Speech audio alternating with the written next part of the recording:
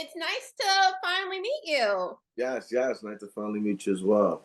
Thank you Aw. for having Oh, thanks for having me. I'm super excited about this. I talked to the rest of the me. cast and you were in Yeah, that junket, so it's nice to see it like come full circle.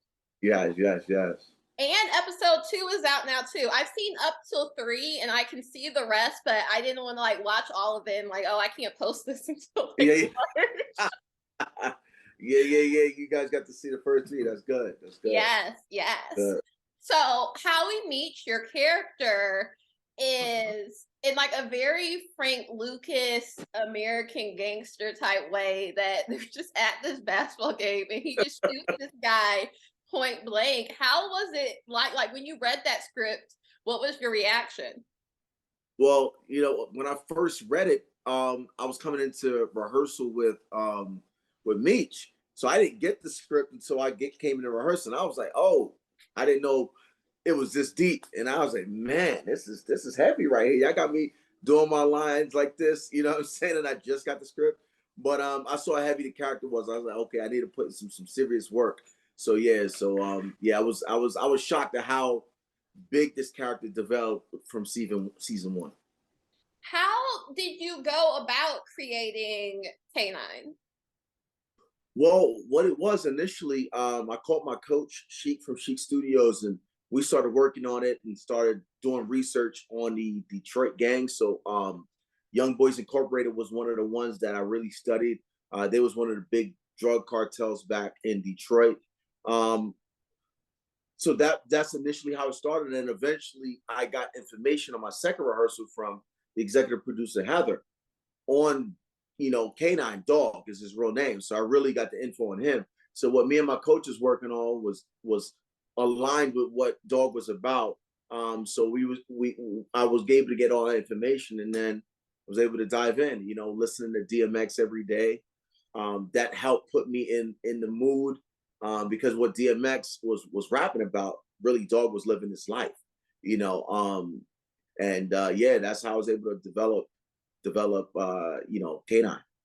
It's so funny that you mentioned DMX because I thought that too, even though like that's not the area yet. It's just like very kind of outlandish because his girlfriend literally spoon feeds him ice cream, Yeah. but just very like he's a very honest character. He tells Yeah, Meech in the very beginning, like, if you cross me, I'm going to kill you. that's it. So there's no secrets. But No, no secrets yet. what is it also like to shoot those scenes where like he's being spoon fed and he's literally just like the king of his castle in the sense? Right, right.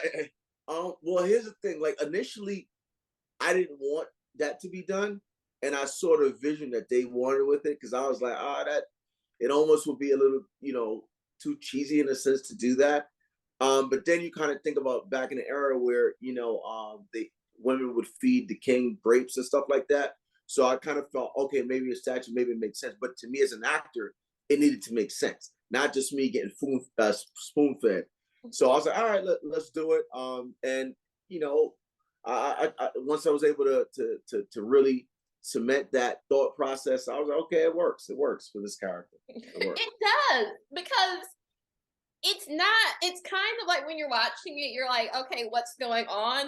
But it makes sense. Like the actress that plays your girlfriend isn't really over the top about it. It's just like, oh, okay, well, he needs to eat ice cream now, so ice cream time. Like it seems It seamless, but doesn't if know you what think day. about it, you're just like, this is really weird. Like he is a very Yeah, weird plug.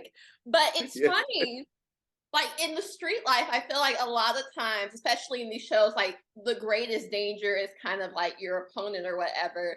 But if you yeah, really think about it, your kind of greatest danger is your plug because this is a person you owe so much money to. yeah.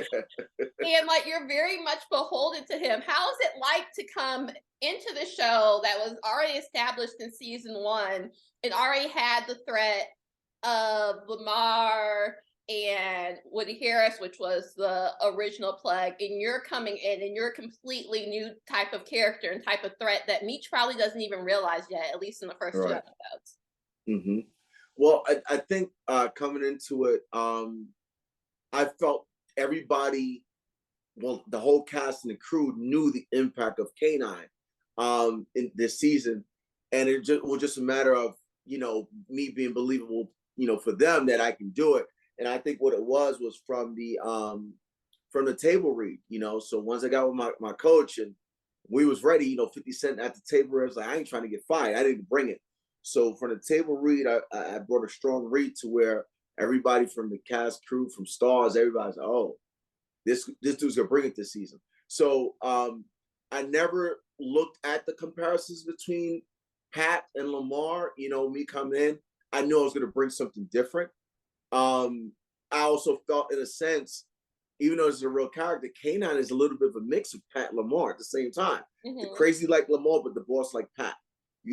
So Mm-hmm. in a sense, you're getting both of these characters this season in me, but it's still different. Yes. And K-9 is a bit of a kind of like a mentor to Meech, but also challenges him. Like for like him going to Las Vegas to back to Detroit, like he knew he couldn't take the plane. So it's just like, okay, I'm going to see if you're smart enough to think on your feet, or if you're just going to get caught, and that's the end of it. And he also like gives him advice throughout their conversations. What do you think K-9 can teach Meech? Joe, K-9 pretty much, yeah, like like you were mentioning, is that he's in a sense testing him and seeing how loyal he is, and how smart he is, and for him to be able to change that route, taking the plane and then going and using the bus, it was like, okay, you late, but you didn't get caught, so you thought on your feet. So I like that, and seeing Meech and him having a big change. My character has the big change, so I see a little bit of me in Meech, and now I'm teaching Meech about not being disrespected. And this is why, even though a lot of people probably think that what Big L said wasn't that much, but it's the principle of it, right? Mm-hmm. Anybody take a quarter from you, it's not about the quarter. It's the principle that you took something from me. So I'm trying to teach that to Meech this season, that don't make anybody disrespect you. You know what I mean? Whether it's money, whatever it is, don't let nobody talk outside your mouth. And I can, and me seeing what Meech could bring. I want to teach him this stuff and want to see him go about his business the way I go about my business. But obviously, he's gonna take all the tools of people that he meet, Pat, even Lamar, K-9, and do his own thing eventually. Yes, and K-9 also mentions that the Flannery brothers remind him of him and his brother. Do you think we'll get more of a backstory between him and his brother? Because I don't believe we met his brother yet, and it's a bit suspicious that we haven't met his brother, especially how we see how K-9 moves in the world, and that no one can disrespect him, and I'm guessing also including blood. Right. Well, I'll leave that for you guys to see what eventually will happen between the information between myself and the character that plays my brother. But if you go back to the doc, the BMF blowing money fast in episode 2, his actual brother is the one that gives the information about his brother dog, which is K-9. So if people want to get some information right now before the other episodes come out, go watch the documentary, episode 2. KK is Lawrence brother, K-9's brother. Yes, for sure. And so the thing about BMF and a lot of shows within like G Unit Productions is I feel like this that you go into a show, you act it out, and it comes out on TV, but usually doesn't have this immediate social media response. People are very invested in these characters and have so much to say. What is it like to be on a show that you kind of get that immediate response back? And do you read it? Do you interact along with it? Do you like it? Does it put pressure on you? Oh, nah, I love it. You know what I mean? I'm always like, I always look at it. I always want to engage with the fans. So, I'm on social media, a lot. And I do interact sometimes with it, depending on what the comment is. Maybe I'll give a quick emoji, or I'll detail a response. But yeah, it's amazing to see, when you put hashtag BMF, you see what everybody's talking about with all the different characters. They really invested. Like, why would this person do this? Like, why would they do that? Oh man, why would Lucille not take the money from Meech, $100 when she had Wendy's or whatever. So it's really great to see. And I haven't seen any negative stuff about K-9, which is dope. But I also would embrace it if there were. You know what I mean? It's stuff that I like to put on my bulletin board, right? So if somebody says something negative, I'll put that on my bulletin board of something I need to work on if that's the case, But I haven't seen that yet. But again, I embrace both ways. But the response, like at midnight, I'm getting on a plane and I'm looking at the responses on Twitter. I'm like, wow, people are on it at midnight. People are watching this show. They getting it in. It's pretty much like a very crazy phenomenon that it's just like, okay, now it used to come on Sunday at midnight, and now it's Friday at midnight, that people are carving out their day to watch it and respond when you should probably have work the next day.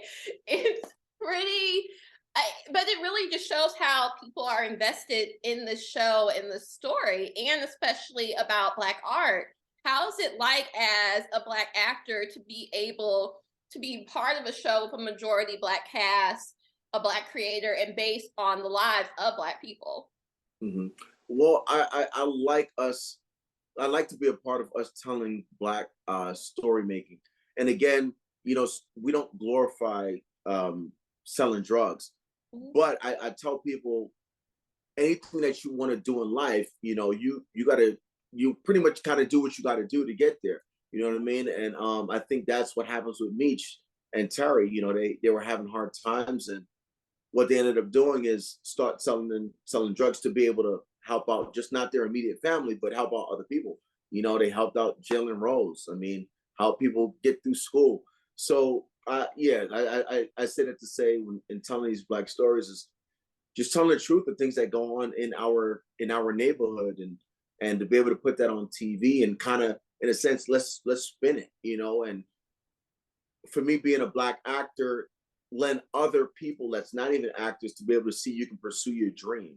Anything that you want to do, you can pursue that and be good at it, and just put in the hard work and stuff like that. But yeah, I back to telling our stories is always something that strives that I want to do is tell our stories, more of our stories in different aspects, playing a lawyer, playing a cop, not just a drug dealer, playing different types of roles. And I've been fortunate enough to play different types of roles in both aspects of the realm. Yeah. And the show is based in right now in the late 80s, early 90s. So there's a lot of very like vintage and old school style clothes. What were some of your favorite looks from the show? Oh, when I throw them Gucci sneakers, and the matter of fact, in this episode that y'all just saw, episode 2, I was telling Key, I think you need to let me keep these Gucci's, because I love to wear Gucci myself. So to be able to wear some vintage Gucci sneakers that was back in the late 80s, that was cool. That was my favorite. Of course, the fur jacket, that was another style that I liked. And being able to, I like to wear sweatsuits as well. So I was able to wear some Saint Laurent sweatsuits. So those were cool to put on. And I love to dress up, and I love to wear jewelries. I love to accessorize. So for me to be able to put on the clothes that they put on back in the late 80s, also in Detroit, because Detroit, everybody has a different style. Detroit, I'm from New York, different style. LA has a different style. So for me to be able to put on a style back in Detroit in the late 80s was amazing, and I love to dress. So to me, sitting in this outfit felt right, felt right. Yes, I'm actually from Detroit myself, so the nice. style is accurate. I'm not born yet. I'm like probably like a baby at this point in time when you guys are shooting. I don't know the exact style, but it's definitely, as you know, Detroit's cold, so you're definitely just trying to be as warm as possible. Yeah. Whether it is a fur or an alwasam or in copious amounts of leather in the 80s, but it's very much a great fit. Yeah. But I really appreciate appreciate you taking the time to talk to me. This was great. I would love to talk to you once it's the season finale, if we can set something up that we could be completely honest about everything that has gone Oh on. yeah, that is true. Yeah, thank you for having me. Yeah, this was definitely awesome. Okay, awesome. Thank you so much. I really appreciate it, and I hope to talk to you soon. I'll reach out. Yes.